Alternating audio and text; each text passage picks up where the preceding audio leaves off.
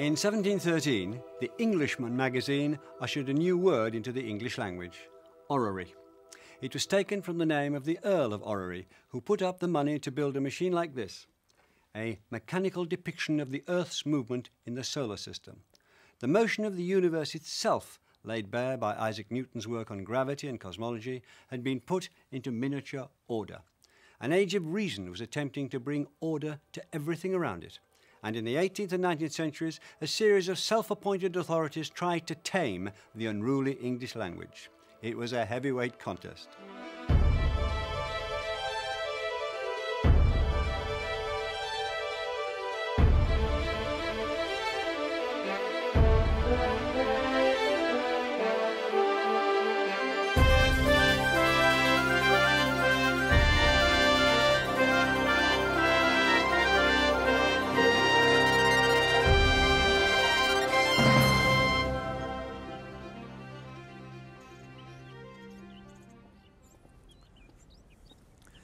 The Age of Reason, which began in the late 17th century, was born out of years of massive political upheaval in Britain. It had seen civil war, during which the King left London and set up court here at Christ Church College, Oxford. The war made familiar such words and phrases as Roundhead and Cavalier, plunder, iconoclast, cabal, regicide, Lord Protector, Commonwealth, Restoration, Papist, Nonconformist, keep your powder dry, and warts and all, a lexicon of faction and dispute, often mortal. The philosopher John Locke was educated here at Christ Church and lived through this turmoil. He developed his greatest work in the 1670s and 80s, an essay concerning human understanding. In it, he argued that better use of language could put an end to disputes and factionalism. If the definition of words could be agreed and misunderstanding avoided, peace would naturally follow. It's a wonderful example of rational idealism. Did John Locke, a man of such supreme intelligence, really believe that by getting the language clear and the arguments stripped to basic simplicities, then, as he put it, disputes would end of themselves? Clearly he did. There is blind faith here at the heart of what seems pure reason. It's a fascination in this story, though. The men of Locke's caliber did think that, in effect, language was the master of life. Perhaps it could rule everything.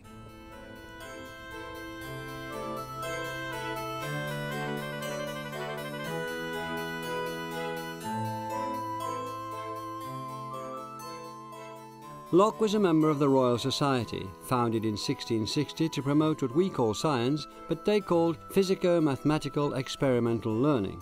They tried to write pure and simple English, to avoid what they described as this vicious abundance of phrase, this volubility of tongue.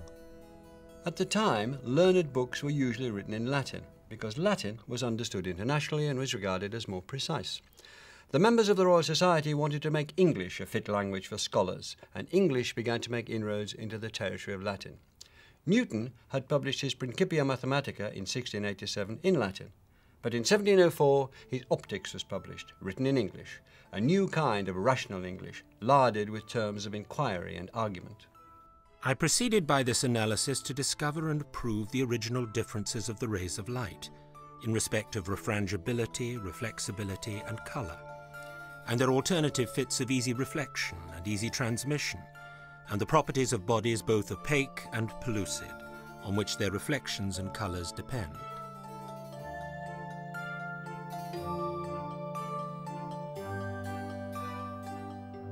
Here was a new vocabulary of reason and investigation.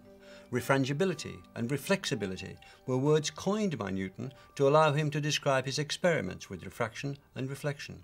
Transmission had been used before to mean passing from one place to another. Newton changed its meaning to describe passing through a medium. And opaque had meant unlit for 200 years before the 17th century changed it to mean not allowing the passage of light.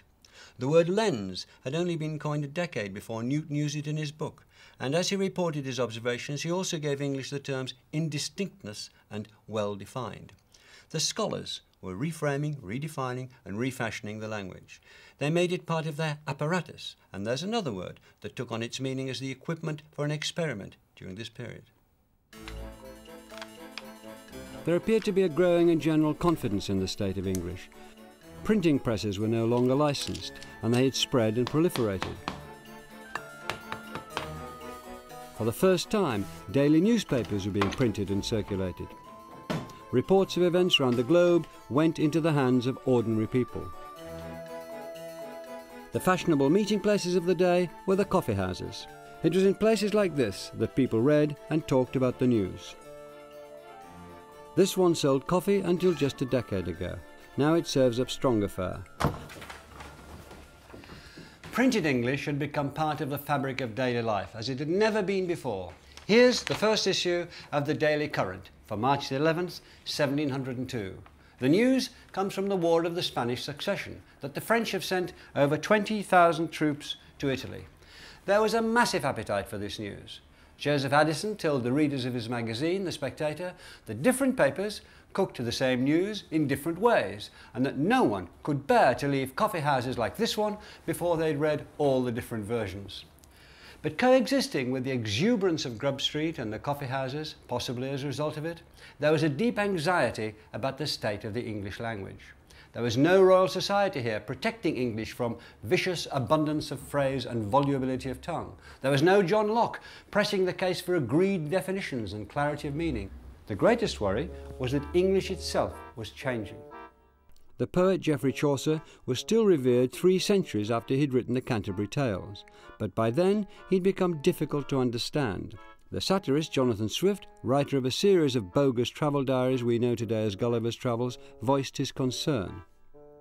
How then shall any man be able to undertake his work with spirit and cheerfulness, when he considers that in an age or two he shall hardly be understood without an interpreter? The aristocracy couldn't be relied on to set the example. Swift hated the vulgar liberties, as he saw it, that they were taking with the English language, the way they clipped vowels out of words or abbreviated them, rep for reputation, pos for positive, incog for incognito, and the one that survives as standard English today, mob, from the Latin mobile vulgus, the common people. In coffeehouse society, elegant English was supposed to consist of long Latinate words. These shortenings were considered crude. And Swift also hated what he thought of as merely modish words like banter, bubble, bully, cutting, shuffling, palming, and sham. Swift found a model in the classical languages, Latin and Greek. Those languages, it was thought, had survived because they never changed. They were carved in stone. Swift would save English by arresting it, putting an end to changes. He would take control of English and take it away from the anarchy of the upper-class bloods and their slang. In 1712, Swift proposed the foundation of an academy for correcting, improving and ascertaining the English tongue. The academy would replace the aristocracy. Ascertain was the big word. English was to be fixed, ascertained, forever. No matter that the French and Italians already had academies that had failed to halt changes in their languages, Swift's determination was ferocious. One critic sneered that he was attempting the impossible, and he said, "May as well set up a society to find out the grand elixir, the perpetual motion, the longitude, as to fix our language beyond our own times." Well, he was wrong about longitude. Swift even took his case to court and proposed his scheme to Queen Anne, saying that only classical English would endure to report her glory. But she died 2 years later, and her place on the throne was taken by George I, the German king, who spoke little English and cared about it even less. Swift's plans were dead. But English fielded another champion, an intimidating scholar, the monarch of London wits, a beacon of his age, a savage melancholic, and, like Isaac Newton, an effortless eccentric.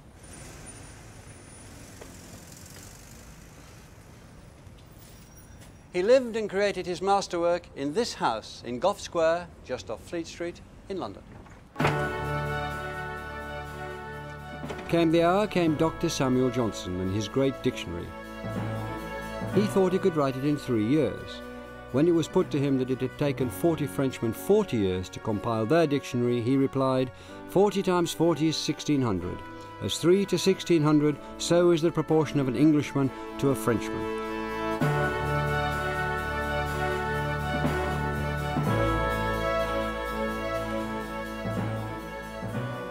In fact, it took him 7 years, and this is where he did it. In this garret on the top floor of this house, he fed material, 43,000 words and definitions, etymologies and quotations showing how they were used, to 6 assistants who wrote them down.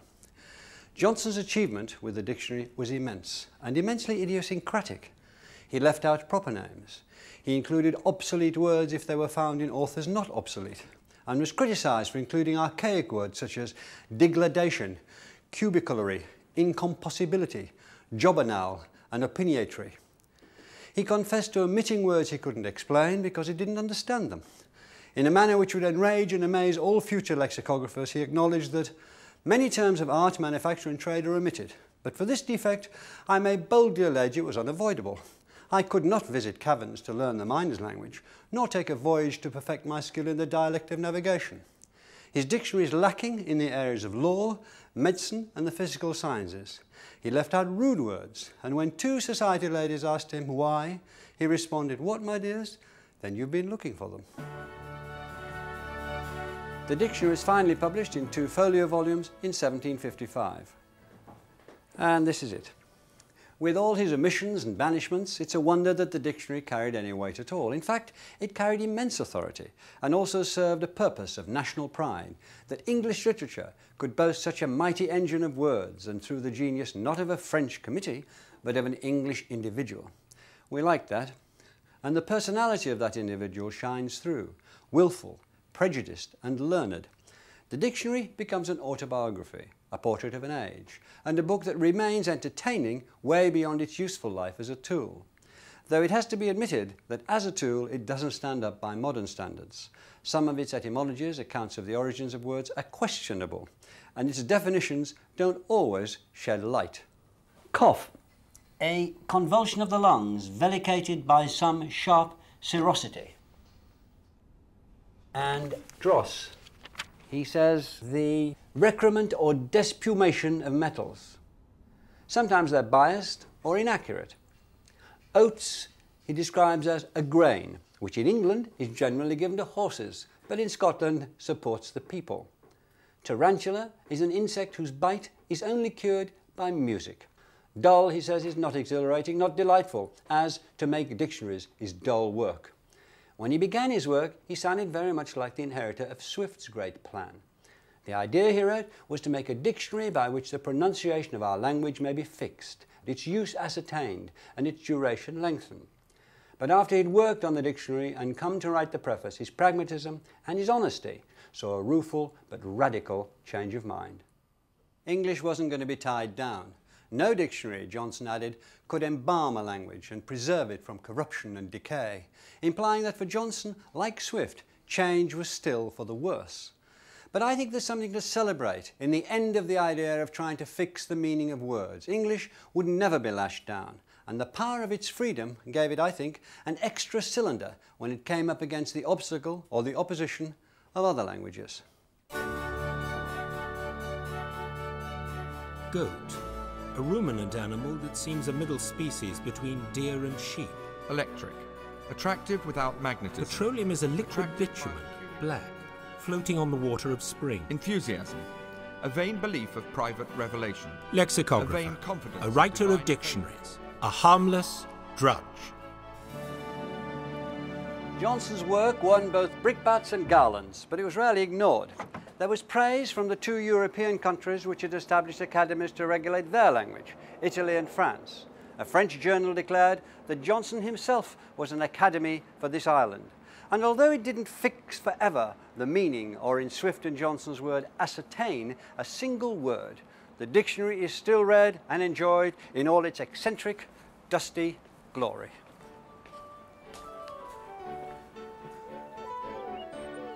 The second half of the 18th century was an age when nature itself was being put into classical order by landscape gardeners like William Kent here at Rousham in Oxfordshire, and a host of grammarians, led by Robert Louth, wanted to do the same to the English language. From now on, things were different from, but certainly not different to, the old individual freedoms. In some ways, they added clarity, in other ways, they created pedantry. Between you and I was outlawed. Between you and me was now the only way. Comparatives were to be used with a pair of objects and superlatives with more. The better of two, but the best of three. Incomparables like perfect, unique or round weren't to be qualified, so you should no longer be more unique or less perfect. Lie and lay were distinguished from each other, as were will and shall. Perhaps surprisingly, Louth recognised that a preposition was permissible to end a sentence with, though avoiding it was more elegant. That where two ways of using language existed, one must be wrong. They carved a single path through the thickets of English grammar, and they began to turn their attention to vocabulary. There were attempts to ban popular words and phrases, words such as fib, banter, bigot, fop, flippant, flimsy, workmanship, self-same, despoil, nowadays, furthermore, wherewithal, subject matter, drive a bargain, handle a subject and boast an argument. All of them had to be wiped out. Hating English words and phrases isn't as common as liking them, but the flying squads of opposition are always with us, and sometimes let it be welcomed. Today, some people object to what they see as the misuse of hopefully, as I do, instead of I hope, to the way decimate is losing its meaning of to reduce by a tenth, or the use of ahead of instead of before. There's a sense in which they can't fail and they can't succeed either, because English will find its own words. The language itself, through usage and natural selection, will see what is survivable and what will not survive.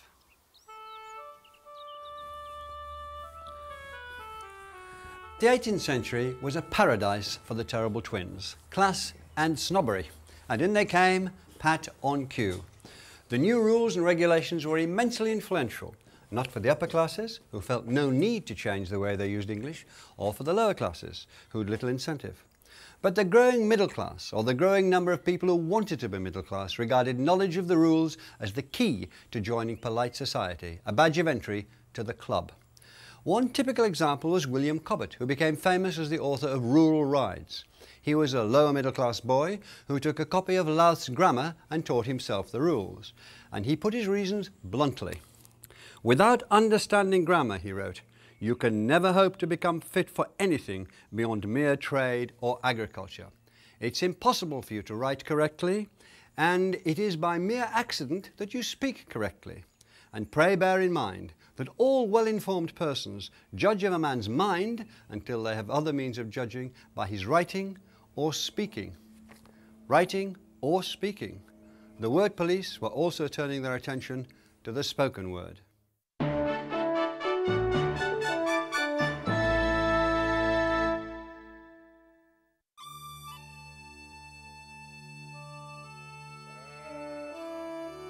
English reached the Scottish lowlands not long after the first Anglo-Saxon invasions in the 5th century. As it replaced Gaelic as the language of lowland Scotland, it took on a character of its own. The English-speaking Scots took up words that were unknown further south. Contact with the French produced bonny from bon, assiette from assiette for a serving dish, and fâche from the old French fâcher, meaning to annoy. I remember it being in common use in the borders in don't fash yourself, meaning don't get agitated. The Dutch gave the Scots callant, which became callan, meaning lad, mudsekin, which became muchkin, a quarter pint, and the Dutch kolf, a stick or a club, is the probable origin of the Scottish invention golf. And there were hosts of words from the Gaelic: cairn, ceilidh, claymore, gilly, glen, ingle, meaning a fire in a hearth, strath, a wide valley, loch, sworn, and whisky. And as well as words, the Scots had their own ways of talking. Yeah, I want to try some of the sausages, please. It's the apricots in there that I'm not sure about if that. Along with the neeps, that is fantastic. Then you had the next course. And the whisky had nothing to do with it. In 1761, Thomas Sheridan, Irishman, former actor, and a self-appointed master of elocution and pronunciation, came to Edinburgh. He was on a mission to teach the lowland Scots how to speak English properly. It's hard to believe that there could have been a sense of inferiority among the great and good of Scotland in the Age of Enlightenment. This was one of Europe's intellectual powerhouses, and here at Edinburgh, the Signet Library is filled with the fruits of their learning: the philosopher David Hume, the economist Adam Smith, the engineer James Watt, the architect Robert Adam, the geologist James Hutton, and the historian William Robertson. They were the first among many equals. But there was a sense of inferiority, and it lay in their use of language. Since the Act of Union in 1707, Scotland had been part of a united Britain, A new idea had swept through the whole country, the idea that there was only one proper way to speak English. The idea was partly the result of the spread of the printed standard English. More people than ever were reading, but they weren't reading the local dialects they'd grown up hearing. There'd always been a gap between what was said on the page and what was said on the tongue. But now, in what could be called the great print shift, the printed version started to be regarded as correct.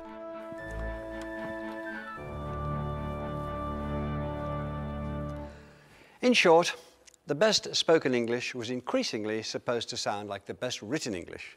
But what did written English sound like? And who decided? One simple idea was that words should be spoken with all the written letters sounded, which was fine as long as you could read, but it outlawed those clipped pronunciations that Swift had so hated. It put waistcoat back in favour instead of waistcoat, for example, and put chimney back where many people prefer to say chimney. But it was no help in deciding how to pronounce the A in fast, bath, or last. Fast, bath, or last, long or short. Both had champions, and the argument has lasted from the 18th century to the present day. And what about the many inconsistencies of English spelling? The relationship between sound and spelling in English is a nightmare. Our written system isn't phonetic to the point of being antiphonetic. There are, for instance, at least 7 ways of representing what for most people is the same vowel sound, E. Free, these, leaf, field, seas, key, machine. What do we do? Or take the letters O, U, G, H in cough, tough, through, thorough, bow, thought. The same 4 letters, 6 different sounds. Dr. Johnson had omitted pronunciation from his dictionary and wrote that trying to fix it was like trying to lash the wind. But that didn't deter others. The Irish actor, Thomas Sheridan, spotted the need for a national elocutionist. He seized the role. Sheridan's first and crucial book was published in 1756, hard on the heels of Dr. Johnson's dictionary. He called it significantly British education. Not English, an education. No messing about with ways of speaking or pronunciation. He went for the key and jugular word. If you wanted to say what you said in the best way, then what you needed was an education. And this book, this man, could provide it, which remarkably he did. Sheridan toured England, lecturing to appreciative middle-class audiences, and then he was invited here to Edinburgh by David Hume, Adam Smith, and other members of the city's leading debating club, the Select Society. Pronunciation is a sort of proof that a person has kept good company, and on that account is sought after by all who wish to be considered as fashionable people or members of the beau monde. The task was the last that the past master could grasp, but one can't mark his charm harmfully. Sheridan hit a nerve. The Scots intellectuals were worried about appearing uneducated. The task was the last that the past master could grasp, but one can't mark his charm harmfully. OK, let's hear you all together. Look at the cookbook. Look at the cookbook, said the cook, as he took the pullets and put them in the nook. Sheridan's great idea was that if everyone spoke in the same way, they would talk to each other as equals. Of course, it didn't work. The new standard immediately divided people into those who copied it and those who didn't. Look at the cookbook, said the cook, as he took the pullets and put them in the nook. But some Scots were affronted by the very suggestion that their speech was inferior. They needed a standard bearer, and the post was not empty for long. Robert Burns was born in 1759 to a poor tenant farmer and worked as a ploughboy until he was 15. He loved women to excess, he loved Scotch, he loved Scots. He published his first collection in 1786, poems chiefly in the Scottish dialect, and was canny enough to leave out some verses which he'd written in more standard English. It was a shrewd move. The Scots had found someone to make them proud of their own language. He came to Edinburgh and on his first visit stayed here at Ladystairs Close. He was feted, patronised and ruined perhaps as the ploughman poet. He died when he was only 37, but his legacy is vast. 400 songs, some of which are recognised as masterpieces, the Lee Rig, Tam O'Shanter and the Red, Red Rose. 10,000 came to pay their respects at his funeral, and that was only the beginning of a reputation which is kept alive wherever Scots with even a smattering of literature meet to talk of Scotland, drink whisky, and toast the ladies and the haggis in Burns's tongue. Fair fa your honest sonsy face, great chieftain o' the puddin' race, aboon the ma ye tak your place, paints triper therum. We'll are ye worthy o' a grace as lang as my erum.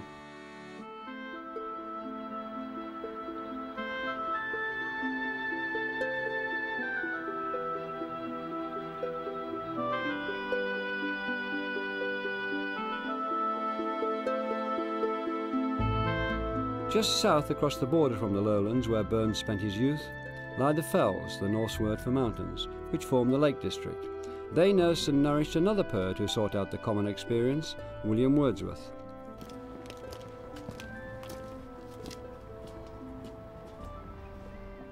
Wordsworth wrote down a lot of his work in this small cottage in Grasmere, which used to be a pub.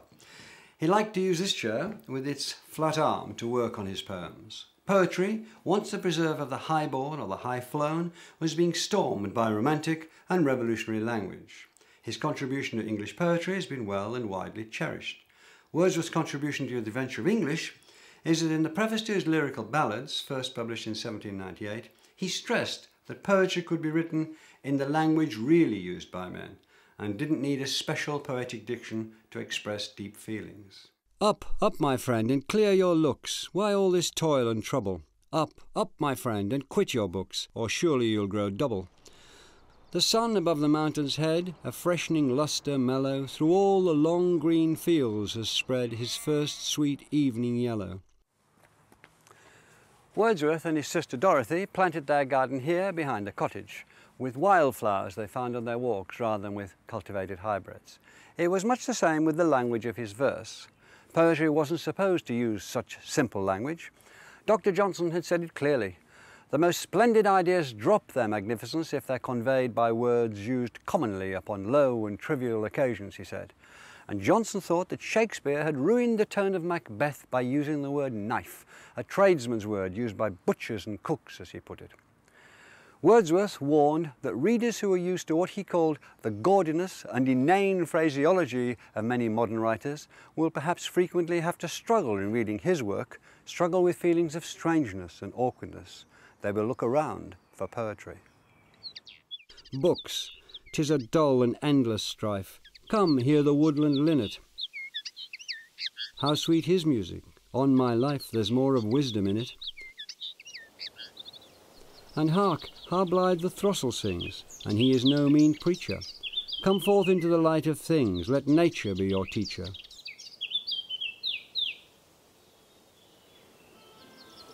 Wordsworth was reviled for many years by critics and other poets for daring to bring poetry to the voice of the people, in a way to give it back to its bedrock of Old English.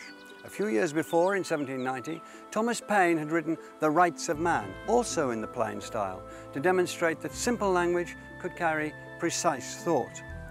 That a work of such influence on political ideas, and a young poet who was to exercise even greater influence on poetic practice should agree, opened up what's become a major thoroughfare for the English language. Despite its exhilarating taste for excess, obscurity and the arcane, its promiscuous nature now led English poetry and prose to the depth of meaning and feeling and nuance which could be mined from plain English. It's possible to imagine a world without the influence of Paine, Wordsworth and their followers, and one of its aspects would be that a language separate from ordinary English was the only language in which high thinking and profound feeling could be expressed. There's a sense in which Wordsworth kept English true to its old, tried and tested self. He saved and celebrated and gave lasting literary energy to the ancient language of ordinary speech. One impulse from the vernal wood may teach you more of man, of moral evil and of good than all the sages can. Meanwhile, away from Wordsworth's simple rusticity, among fashionable and elegant society, how you spoke was a key to your social standing, and nowhere was more fashionable than Bath. If you could not talk properly here, you were inviting ridicule. Richard Brinsley Sheridan, son of Thomas the Elocutionist, set his comedy The Rivals here and gave us one of the most ridiculous speakers of English in its history. There, sir, an attack upon my language. What do you think of that? An aspersion upon my parts of speech. Was ever such a brute? Sure, if I reprehend anything in this world, it is the use of my oracular tongue and a nice derangement of epitaphs. The glorious Mrs. Malaprop, under full sail, putting the wrong words in the right places. Her name comes from French mal à propos, meaning inappropriate. It entered the dictionary in 1849 as malapropism. Make no delusion to the past, she says, and she's as headstrong as an allegory on the banks of the Nile. She could represent Sheridan's dig at his father, Thomas's pedantry, but she's also a reflection of a society in which the education of women was widely thought to be unnecessary. But that was changing. Richard Sheridan's grandmother had had no education, but his mother was an accomplished writer. At the turn of the 19th century, more and more women were reading as well as writing. Subscription libraries were making books widely and cheaply available to more and more readers. Female readers created an appetite and a market for novels, works of romance and sensibility which earned little respect or no respect among intellectuals. Yet out of this atmosphere and out of this city came a woman who helped the novel to be recognised as writing in which wit, brilliance, depth and variety could find expression every bit as impressive as could be found in the more established forms of poetry and drama. The novel, especially her novels, became the benchmark for good English. She was, of course, Jane Austen, whose prose was to clarify the English of that Enlightenment romantic era to a crystalline standard never achieved before and rarely since. In a way, she became the academy Dr. Swift and Dr. Johnson had dreamed of. And what are you reading, miss? Oh, it is only a novel, replies the young lady, while she lays down her book with affected indifference or mounting shame. It is only Cecilia, or Camilla, or Belinda, or in short, only some work in which the greatest powers of the mind are displayed, in which the most thorough knowledge of human nature, the happiest delineation of its varieties, the liveliest effusions of wit and humour are conveyed to the world in the best chosen language. The world of Austen's novels is one in which a single man in possession of a good fortune is in want of a wife, and a single woman in want of a husband in possession of a good fortune. But they have to prove themselves worthy to each other and to society. They are judged. There's a whole lexicon of social acceptability in Jane Austen's work, words like agreeable, appropriate, delicacy, discretion, eligible, order, propriety, respectable, and unfit.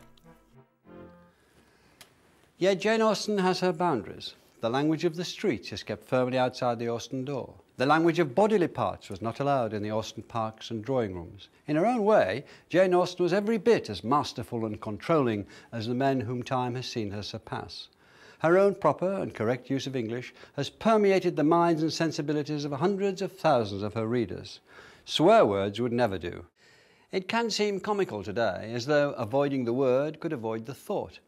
But that's a testament to the power of language. It was all part of putting English in its place. English was treated by the self-appointed censors as if it were an unruly mob, a subversive faction, a party of revolution. And reputation was no armour against their assault. It was the 18th century that first took the scissors to Shakespeare, removing hundreds of lines with words like whore and strumpet and devil. This prudery, as we would see it, was a product of the society whose idea of elegance and decorum had produced Johnson and Jane Austen. It was the ultimate result of Johnson's notion that language was the dress of thought and that heroic sentiments were degraded by common words. Remove the words, remove the thought. But English wasn't going to lie down. Johnson, remember, had also objected to the use of trade terms. Trade terms had no place in Jane Austen's world, but trade terms were about to reinvigorate the English language.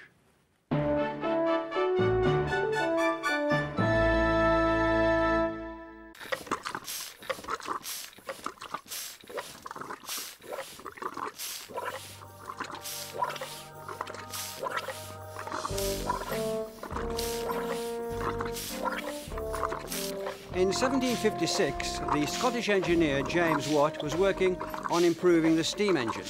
This is a model of one of his designs. Watt was very tight-lipped about his ideas, but one of his friends reported the work to another of his friends. The condenser's the thing. Keep it but cold enough and you may have the perfect vacuum, whatever be the heat of the cylinder. I also learned that the great difficulty was to make the piston tight. Piston, cylinder, condenser, this is the new language of steam power. And in the same recollection we read about the eduction pipe, the steam vessel, the reservoir, the air pump and the siphon. English was called up for the new technology. Watt's condenser was the key to efficient and practical steam power, and it changed the world.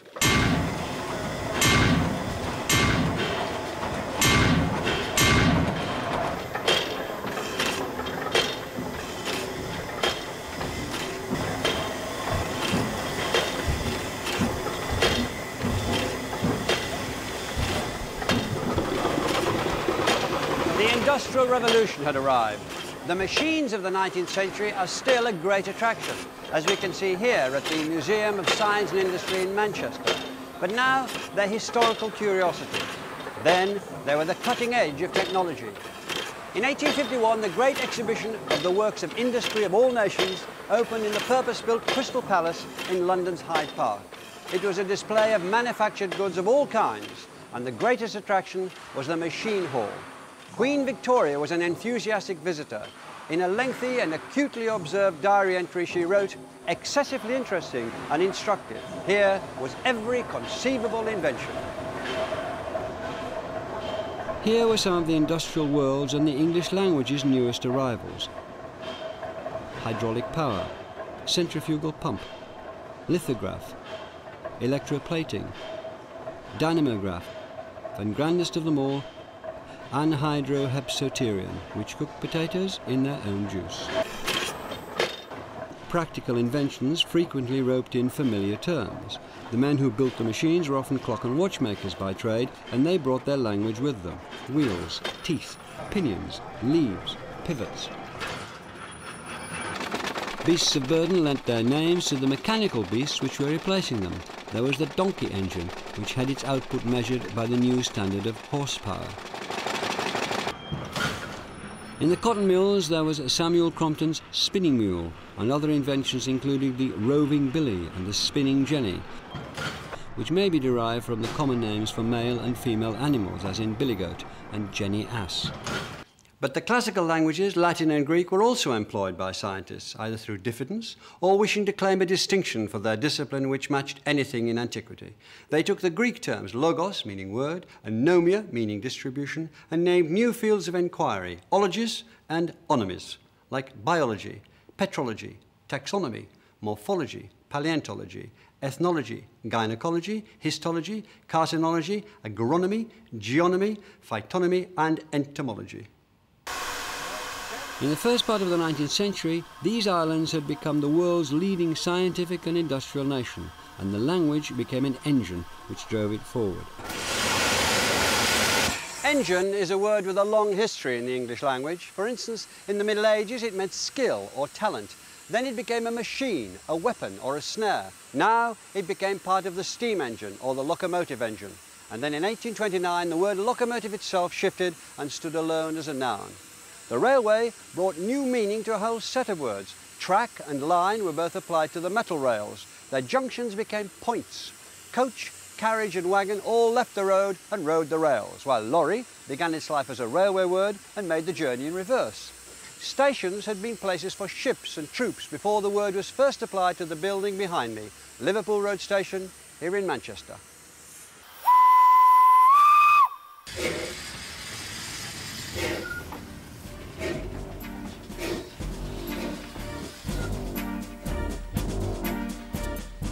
And behind the locomotive was the train of carriages, a line of them, in the same way that English had spoken of a train of followers, or the trailing train of a dress. Within 10 years of its first use, the train meant the locomotive as well as its carriages. The world was on the move, taking words and their meanings with it. What chance now of the 18th century ideal of ascertaining or fixing it, when words were dealing with so much that was new?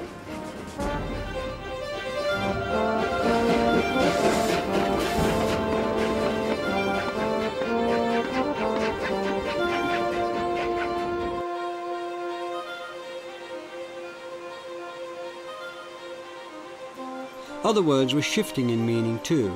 reflecting massive social changes. Factories had been foreign trading stations in the 17th century. Mills had once been places to grind corn. Now they both meant places of manufacture, and they were getting larger. The word industry had moved away from the idea of individual diligence or work and come to represent a whole institution. So had labour and capital, as the forces they described gathered pace. These aren't simply changes in the meaning of words, they represent changes in people's lives, hundreds of thousands, millions of them. In the mills, it was often children who took the cans of cotton fibre from one machine to the next. If output slowed down, blame was levelled at the child who carried the can. Some workers, like those at Quarrybank Mill at Stile, were fortunate. They had model cottages built for them. But tens of thousands learned a new word, a word that English picked up off the London streets, from the slang of the poor, and that word was slum. The economic miracle of the Industrial Revolution was also a curse. There was squalor and poverty on a scale never seen before in cities, especially in London. English was using a new word to describe social status. Instead of old terms like degree, status or rank, it now had class. And the slums were the realm of the lower classes, the working classes. The 18th century ideas of proper speech became stronger than ever, as the language police sneered at urban working class dialects such as Cockney. Would the Cockney speech of that time, of the 18th century, have sounded very much like the Cockney speech today? What would have characterised it? Typical features would have been the alternation of th and th. So, for example, a pronunciation like bath would have been very characteristic of Cockney of that time, as opposed to bath, which would actually have been a much more refined pronunciation of what we now would say as bath. So a lot of the markers shift their values at that time. Another very typical one, often regarded as a kind of vice of the Cockneys, as by John Walker in 1791, was the alternation of V and W. So a word like well would be pronounced as vel, for example. This was very much a living reality of Cockney speech throughout the late 18th century and into the 19th century. But Cockney was regarded as uncouth, wasn't it? It was regarded as a sign of not being educated. It was looked down on. No, Cockney was certainly regarded as uncouth. It was the speech, as another writer said, of the vulgar provincialists of the metropolis. I mean, it was something that was lacking the educated, literate proprieties which people regarded as the kind of norm to be aimed for. Do you think, in the end, it was disabling to our society, that that's what so many people were concentrating on so very much? There was certainly a kind of barrier generated by this, the image particularly of the accentless voice. I mean, obviously, the accentless voice is a kind of myth. Everyone has to speak with an accent. But this barrier erected between those who had managed to shed a regional accent and those who then had acquired what we call the non-localised accent, an accent that didn't reveal your place of birth. And this set up quite a sort of problematic fault line in society, which people strove to try and cross. You should have put your writing boots on. In 1851, the journalist Henry Mayhew identified a new kind of London talk, a cadger's cant, done on the rhyming principle. Son, how you going, the old China? Yeah. All right? Tell you what, I was elephants last night. Oh, the Brahms are list again. I'm just going to go round the Jack Horner. All right? You ain't got any pie mash, have you? Pie mash? I lent you a cockle last night. I can't keep giving you cuds. Deep sea diver? No, not today, mate. Would you want that old Amos again? Virulin mix. What can I say? I'm going down to Frog and Tope. And meantime, keep out the battle cruiser and stay up the Amos. All right. Cockney rhyming slang became the most relished characteristic of Cockney. Its wit and innuendo still give it life today. Dinky doos, cues. Mushroom would be Bobby Crush mash. Grape would be airy oak. Donkey barrow marrow. Like you say with the trousers, like Lionel Blair's flares, Claire Rayner's trainers, City Slickers knickers, Urfa kits, tits. Slang is a code, a way of a group speaking to itself without being understood by the rest of society, so it's constantly reinvented.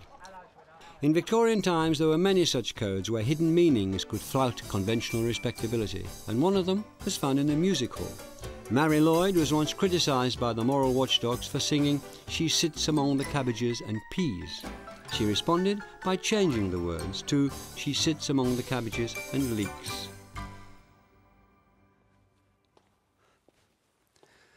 200 years after John Locke's call for meanings to be defined and clarified, none of the self-appointed guardians of English had been able to tie it down. Words continued to change, to take on new meanings, to hide their true faces behind a mask of respectability. Here, at Locke's Old College, Christchurch, Oxford, in the 19th century, Charles Dodson, a mathematics lecturer, invented a fictional character who would have given Locke nightmares. When I use a word, Humpty Dumpty said in rather a scornful tone, it means just what I choose it to mean, neither more nor less. Dodson is better known by his pen name Lewis Carroll, the author of Alice in Wonderland. When he wrote Through the Looking Glass in 1871, he took English further than slang and into the realms of nonsense. This is the opening of Jabberwocky. 'Twas brillig, and the slithy toes did gyre and gimble in the wave. All mimsy were the borogoves, and the mome wraths outgrabe. The only interpreter of this verse that Alice can find is Humpty Dumpty, who defines words just as he wants to. Locke and the language police who came after him would not have approved. It's nonsense, but intellectual nonsense, a clever game with words, quite different from the way the lower classes speak, according to an article that Dodson wrote. A word means what the speaker intends by it, he wrote, and what the hearer understands by it, and that is all. This thought may lessen the horror of some of the language used by the lower classes, which is often a mere collection of unmeaning sounds. By the end of the 19th century, attitudes to the class system and language had been tightly bound together. The upper classes spoke clearly and were intelligent leaders. The lower classes grunted and were stupid brutes. Remember that you are a human being with a soul and the divine gift of articulate speech. That your native language is the language of Shakespeare and Milton and the Bible. And don't sit there crooning like a bilious pigeon. The story of Shaw's play Pygmalion is well known. A professor of phonetics finds a Cockney flower girl here in Covent Garden and coaches her to speak English like the upper classes. What isn't so well known is that Shaw had a serious purpose. He thought that the general public obeyed the ruling classes because they expressed themselves so elegantly, so authoritatively.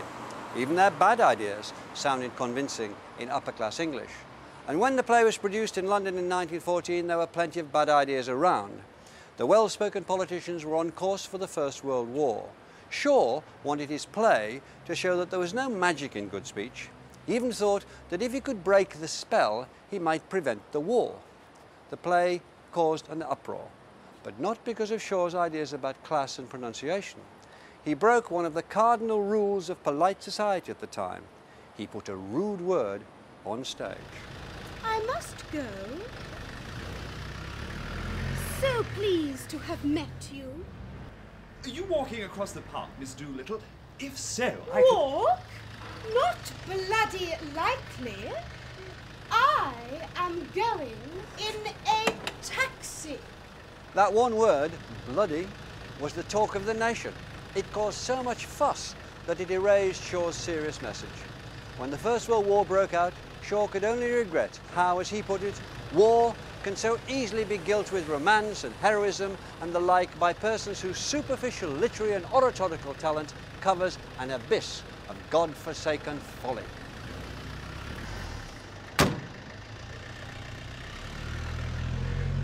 Two centuries previously, the Age of Enlightenment had dreamed of order and of a unified language, ending conflict. But it was the First World War that would begin the long decline of the social order and its idea that you were a better person if you spoke proper English.